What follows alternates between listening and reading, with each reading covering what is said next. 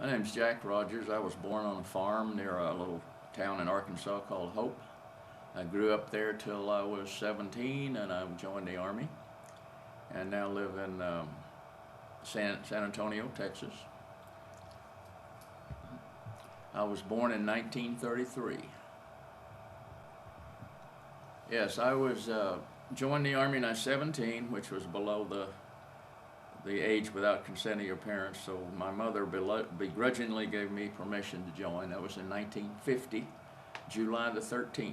1950, I joined the Army, went to Fort Riley, Kansas for basic training, went to Fort Sam Houston for some medical training, and then to Korea, assigned to the 17th Infantry. I arrived in Korea in January of 1951. They put us through some little courses of how to climb mountains and that kind of stuff. Then they took me to the 17th Infantry, and I think we were somewhat south of Chuncheon, but I don't know how far. We got in there at dusk dark, and this was like February. I don't remember the date.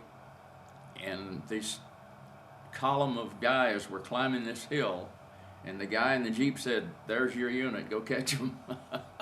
So I went to B Company. Now, when I was initially I was in the 1st platoon, B Company, and later I was in the 2nd platoon. Well, the first night that I actually joined the unit, we had some incoming artillery had some white. I'll never forget the white phosphorus and the smell of it. Thereafter, forever, blood and white phosphorus smells the same to me. The first combat I can remember is we went into probably in April of '51 and an operation it was the second after Killer, and I don't remember the name of it, but we went pushed quite a bit, had several casualties. How I felt, I was scared. As I never could figure out which way the bullets were coming from.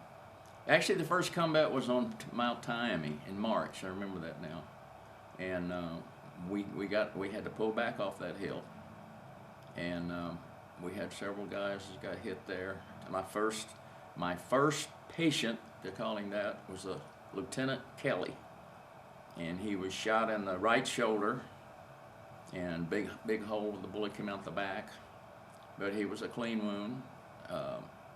After that, I don't remember in what order. I had several guys that I worked on, but Taimi was the first actual shooting firefight that I recall. I believe the date was the 9th of March of 1951. The day could be, but I know it was March. We were attacking this hill called Mount Taimi. The objective was to take the hill, and it was heavily fortified with Chinese. And we were unable to take the hill. We had to actually withdraw when it started getting dark, and we had several casualties. In fact, one of the men, I believe in C Company, Captain, I can't remember his name, he got the Congressional Medal of Honor for that particular action. And like I say, I don't remember how many casualties we had, but we did have some. After the operation that we began in April of '51, we sort of climaxed it in May. We were pushing and dug in, and we had a big night attack by the Chinese as they started the counteroffensive. And the thing I remember is we were at the bottom of the hill climbing into Deuce and a Half, and we put the whole damn company, I think, in one truck, or what was left of it then.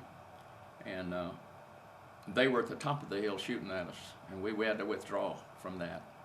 That was in May of 1951. I don't know how many, but we had quite a few. I know that when we got our first replacements in probably around May, there were 68 people left in the company, and there were 13 in my platoon, and the total company was 68 people out of a TONE of, I think, 205, I believe. But you know, they were just about as effective then as later when we got replacements, because all those guys were so battle savvy. You know, they survived. And when you had firefights after that, almost all the new casualties were the new guys, almost every time. This is in May of 1951, and it was nighttime, and we were dug in, not too heavily, not too entrenched, because we'd been moving and we really hadn't met a lot of resistance. And then that night, I don't know what time, after midnight probably, because everybody was asleep. I slept almost through this thing. And then we started hearing bugles, and these people were coming at us. It was dark, a lot of shooting, a lot of firing. By daylight, they had kind of drew back, and during that lull, we withdrew. And as we withdrew, they started coming at us again. And like I said, by the time we got loaded up and out of there, they were actually up on the top of the hill shooting at us. And we hauled us out of there. To be a medic in Korea, to me, was, especially in the beginning, very traumatic. Dealing with, these guys getting hit and blood all over. But after a while, you actually become a little hardened. And I think that's probably a good thing, because it doesn't affect you as much. I remember when the movie Saving Private Ryan came out, I went to see that movie, and it really got to me emotionally, because there was a medic in there with this combat patrol, and he was treating these guys, they had blood all that was a realistic movie, in my opinion. But being a medic, and the sad thing too, you get to know these guys, and then they get hit and they're gone, and somebody else new comes in, you get to know them, and they get, I had two real good buddies that got killed there, and on the same night. That was when we had the 2 night attacks in September by the Chinese at, let's see, that was called Chipori, no, that's not right, Chipori. And now there's some doubt, some of the guys says that it was Pork Chop Hill, but I didn't remember it called Pork Chop Hill then. But it was September 2 and 3 of 1951. That was probably the fiercest battle that we were involved in. The first platoon, of which I had one time been a member, and one of my best friends, Mike Reardon, was platoon sergeant. We're down in the valley with the tanks, and they got just slaughtered. He got killed. Up on the hill, we had an outpost with several of the guys, some of them here with me, by the way, who were in that outpost. And they got hit first and withdrew, and about half of them got killed. One of them, again, the other best good friend, Sandy Wilkes from Alabama. And we had a lot of casualties. It was 2 nights. The first night wasn't so bad, but the second night was really fierce, and that was almost hand-to-hand.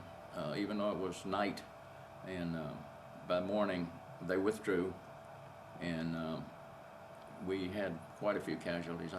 I would say out of my platoon, we probably had 10 or 12 casualties, and it was that way throughout the company.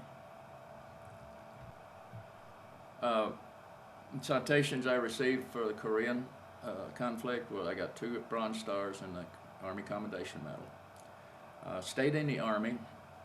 I re-enlisted in 1955. By that time, I was at SFC. And at that time, the highest rank you could get enlisted was E7, and I was an E6, so I had a company commander says, you're going to spend the rest of your career to get one promotion. So he convinced me to go to OCS, which I did at Fort Benning, Georgia in 1955. And I was commissioned a 2nd lieutenant and joined in the infantry, and went to the 11th Airborne Division, went to jump school, went to Germany with them, and later transferred to, this was 5 or 6 years later, to military intelligence, which I remained in the remainder of my career. I was in Vietnam, 1967-68, during the Tet Offensive, 68. And I retired in 1972 as a lieutenant colonel in Fort Huachuca, Arizona. Remained there for 12, 13 years, and then we moved to San Antonio in 1987, which is where we still live.